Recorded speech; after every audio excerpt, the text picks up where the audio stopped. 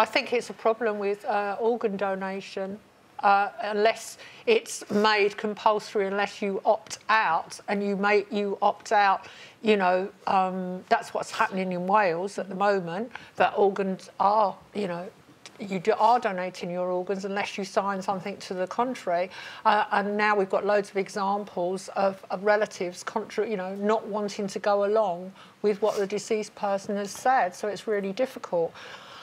I've written stuff about the end of my life in columns. I think a few years ago there was a fire in an old people's home in Scotland, and several of the people in that home met very unpleasant deaths as a result of that fire. And I think afterwards I was so distressed by the idea of these people ending their lives in a care home in those conditions that I wrote, you know, if I'm ever in that situation, hand me the plastic bag and I'll put it over my own head.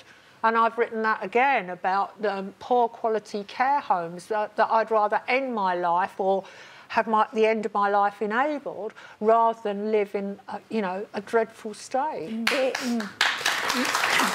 is a very difficult position to put your loved ones in, to you know, to take the call and say this is what they would have wanted. So writing it down, I do feel, then takes that big weight off of your family's shoulders. They then can say, well, that's your decision, although you're not in... But I'm interested, Stacey, in whether an email is legally binding, because in this case it seems that the judge has decided that the email has the kind of weight of a will, or the wishes that will be expressed in a will.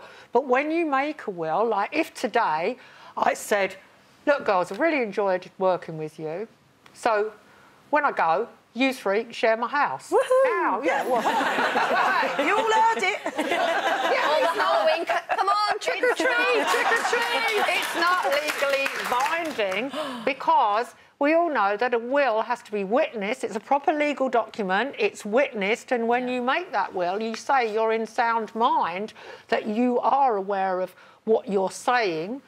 You're of sound-minded body. You make the will, and other people witness it. It's almost as though the law is more interested in money and where that goes than it is in, you know, in what your feelings are, and what your wishes and respects are at the end of your life. But